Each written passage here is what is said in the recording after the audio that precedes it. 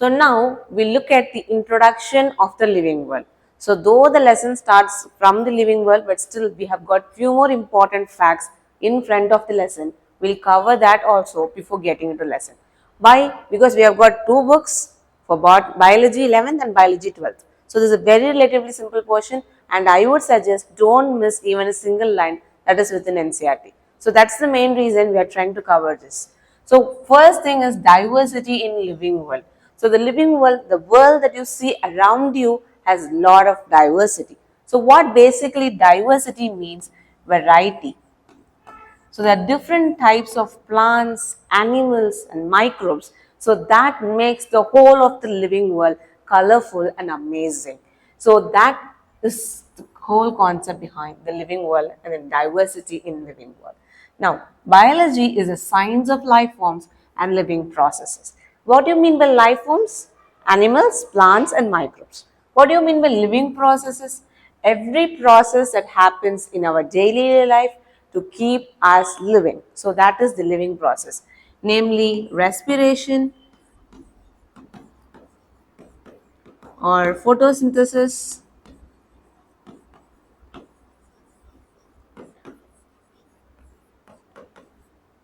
and so on. So these are the processes that we think is living and that keeps us living. So these are living processes.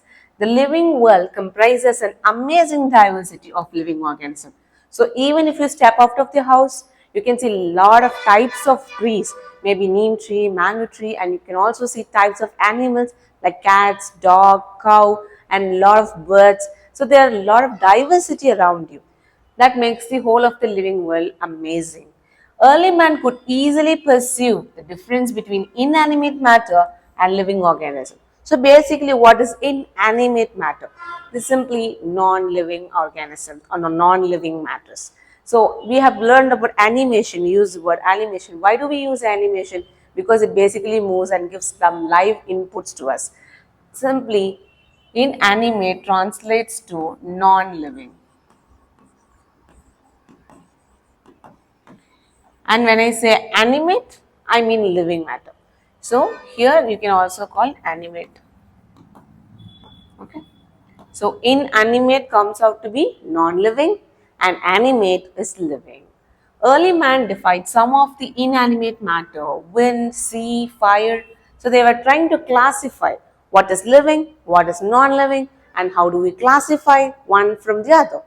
So they are trying to define some of the non-living matter and among plants and animals. They were trying to differentiate the two boundaries that the nature has created. A common feature of all such forms of inanimate and animate object was a sense of awe or fear that they evoke. So awe is kind of surprise. So when you go see a new different kind of species of plant or animal, or when you see a different kind of cute puppy, you will feel very surprised, amazed, and that's what they're telling here. The description of living organisms, including human beings, began much later in human history. So, living organisms started to be documented, maybe put up in a notebook or put up in the old forms of manuscripts, palm leaves in earlier part of the history. Societies which indulged in anthropocentric. So, anthropocentric is human centric from humans' perspective.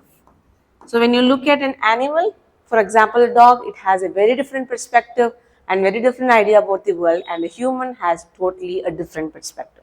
So when you look at the anthropogenic view of biology could register limited progress in biological knowledge. There's abundance of knowledge around us and we have to learn every day. We have to look around every day. Systematic and monumental description of life forms brought in out of necessity. So because of our need to find what is a good food, what is more tastier, and all those necessity created the need for classification. Detailed system of identification, nomenclature, and classification. For example, imagine you go into a supermarket. So as soon as you enter the supermarket, what you will be looking for? If you are searching for a biscuit, you will directly get into the counter which has biscuits. Imagine a scenario where they are going to have all same colored packets in one rack. For example, all blue colored packets. So even detergents which has blue will be in their section, all those shampoos and other kind of items along with the biscuits. So will it be easier for you to identify? Never. It will be lot of chaotic. So what they basically do is we create a system of identification and we name them and classify them so that we don't get confused and saves a lot of time. So this is what the early human were also trying to do, but not in the perspective of the supermarket view, but based on their sustenance. What is that? Their food, shelter, and other requirements.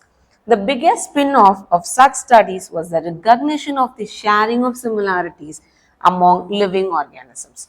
So, what they do, as they classified, they were able to observe that some organisms or some group of organisms share more similarity than compared to the other group of organisms. They were able to find that, and that was quite interesting, both horizontally and vertically. So, basically, what does this mean? So, let me give you an example. Let's imagine X,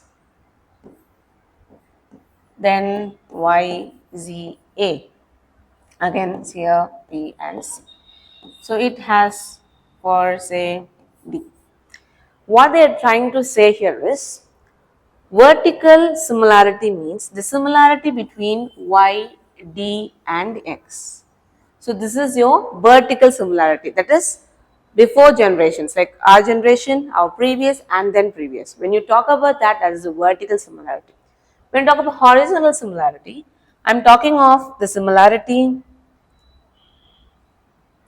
I'm talking of similarity between D, B and C. So this translates to be horizontal similarity. Maybe simply the similarity between your siblings, similarity between your sisters, brothers, that is horizontal similarity, and the similarity between you, your mother, your grandmother, that will be vertical similarity. So we are basically trying to understand that. And next, that all present day living organisms are related to each other and also to organisms that ever lived on this earth. So what they are trying to say, so we have this popular theory where this connects humans with monkeys and apes. It says we evolved from them. And what about monkeys? They evolved from something else. And when you trace back the history, everything originated from single thing. And we are all connected together in one way or the other. That's what the basic idea behind this was a revelation which humbled man and led to cultural movements for conservation of biodiversity in the following chapters of his unit. Okay, so which humbled,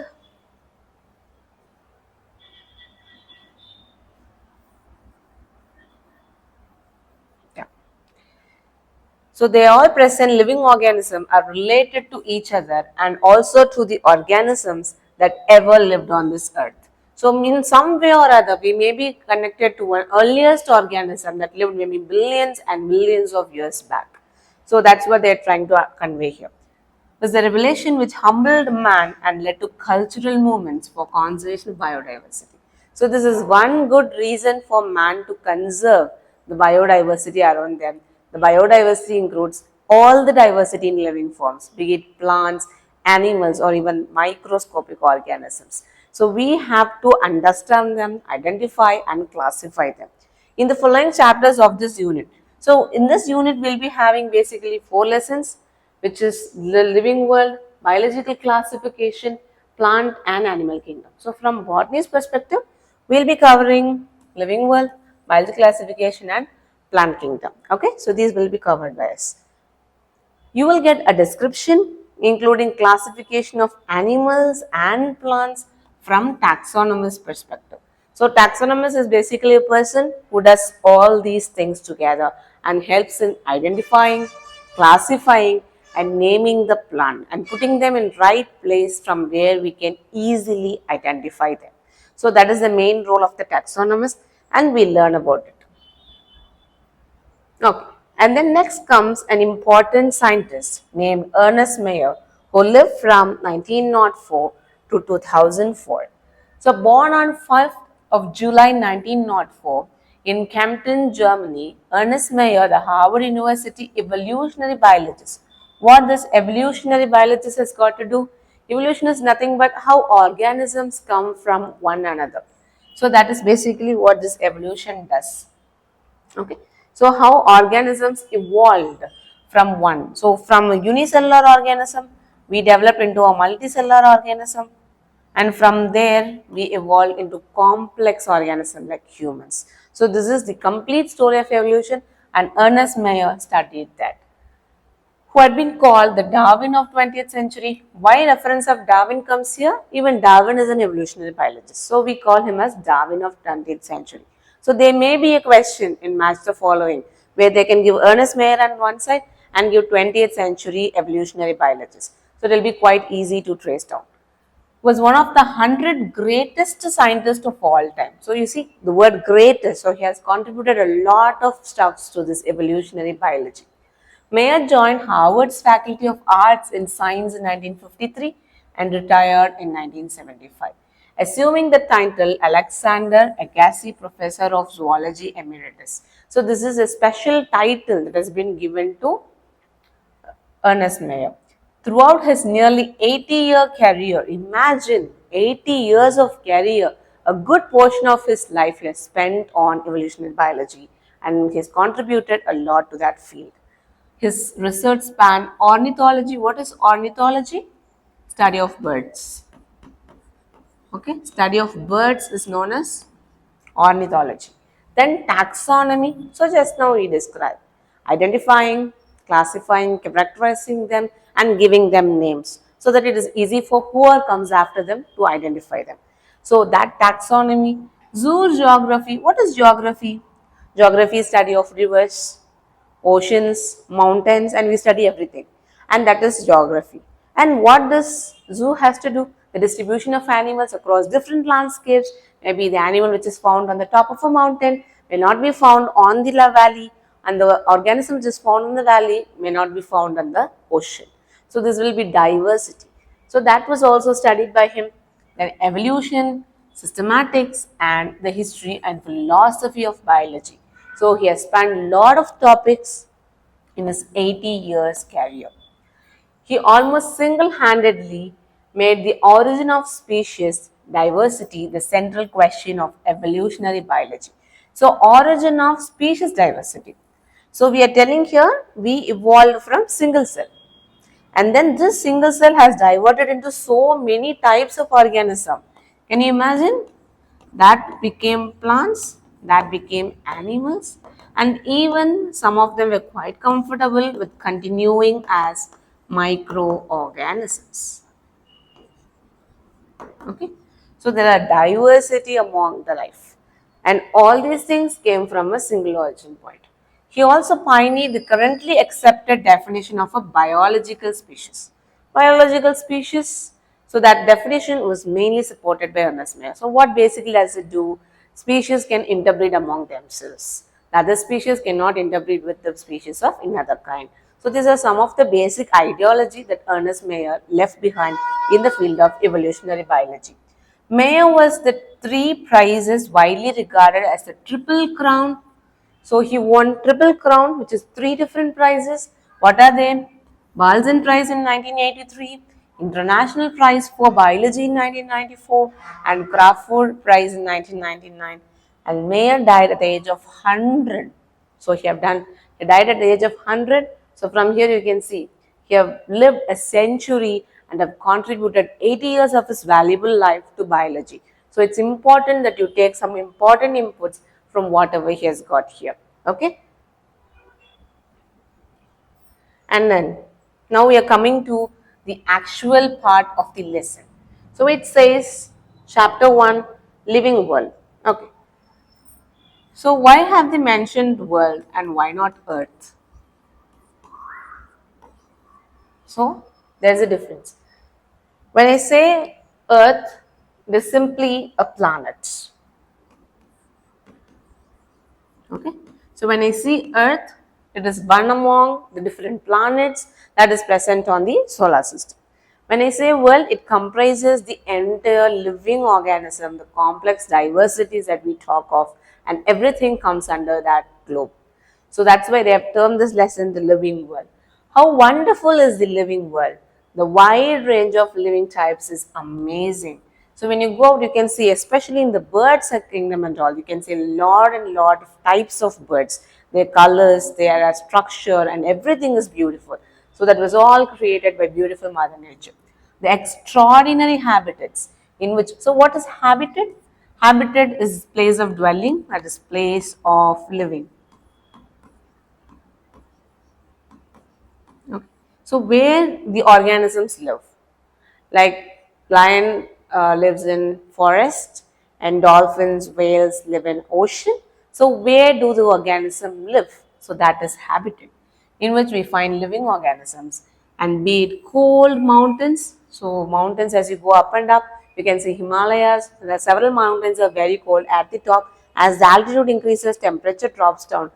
So even in those kind of cold mountains, we can find living organisms. Deciduous forest. What is deciduous forest? Deciduous forest is leaf shedding forest. So these forests shed their leaf annually and they become barren without any leaf, and then after some time they start bringing up leaves. So very good example is this drumstick tree, which sheds all its leaf in some season after fruiting and after flowering and fruiting, and then it regrows all the leaf and is ready for the next season. Then oceans. So ocean environment is not quite static like that in the case of land. Why? Because there's constant turbulence, storms, and underwater earthquakes. It's quite different environment. So even organisms live there. And freshwater lakes, so we can find fishes in freshwater lakes. Then desert, the temperature is very high. So high temperature can be found there. And our hot springs, so you would have heard about hot springs in cartoons and all. So what is basically hot spring is the hot water swimming pool in a very simplest sense. So even those kind of environment, but the temperature is quite high, sometimes it can hurt us. So in these hot springs also we can find organism which makes us speechless. How do these organisms manage to live there in those mountains, deserts and ocean? How do they live there? That's really fascinating. The beauty of a galloping horse. So a horse would make sound and jumps around. So that's very beautiful. The migrating birds. In some seasons, you can see a large flock of birds flying from one country to another country. Or you can even see birds moving from one place to another in large flocks in separate, in unique shape and structure. So you would have seen birds making like this V shape and flying together. When this bird gets tired, it comes back and the other one moves up and the shape, it maintains that structure. So these kind of birds are present and they are really nature's marvel. The valley of flowers. So basically what is valley? So valley is something that is present at the bottom of mountain, or you can see or between mountains. So if you call these are mountains and this will be your valley. So you can imagine, so valley full of flowers. Or attacking sharks. So sharks usually attacks us, and there's an interesting thing about sharks too. We'll get to that later. Evokes awe and a deep sense of wonder. The ecological conflict and cooperation among members of a population and among populations of a community, or even the molecular traffic inside the cell inside the cell, make us deeply reflect on what indeed is life. Oh, what they're trying to say here. Ecological conflict. Conflict is basically fights. So you would have seen cats and dogs fighting together. And sometimes when another bigger animal comes, they may stand together. And even you would have seen in some Instagram videos that cats and dogs have been very close together when they were brought up in the same house for quite a long time. So there are several types of ecological conflict, maybe fight and cooperation working together. So both these kind of thing can be seen in the environment. Among members of a population, population is among same type of species. Okay. For example, if a human interacts with another human, that is interaction among population. If a human interacts with a dog or with a cat or with other kind of organism, that is among community. Okay. So what is basically population? Population covers only one species. Okay. And it covers nothing else. So This question has two implicit questions within it. Okay, what is life? When you say there are two questions, the first is a technical one and seeks answer to what is living as opposed to what is non-living. So when I ask you a simple question, what is life? You may ask what makes us a living organism and what makes a chair or this board or even this pen a non-living object. So you may ask a technical question like that. Or another perspective is philosophical one. So what does this ask? What is the purpose of life? Why was life created? And why it has to get into specific form like humans, plants and not something else? Is it completely random or does it have a purpose? So these are the concepts of the philosophical perspective. But our advantage is that we need not focus on the philosophical perspective. We cannot expect any questions from them. So it's very happy and good to go. We can avoid this and just focus on the technical reason what differentiates living as to non-living. So that is an interesting question and we'll deal with that throughout the lesson. We shall not attempt answering the second question. We'll try to reflect on what is living. Stop.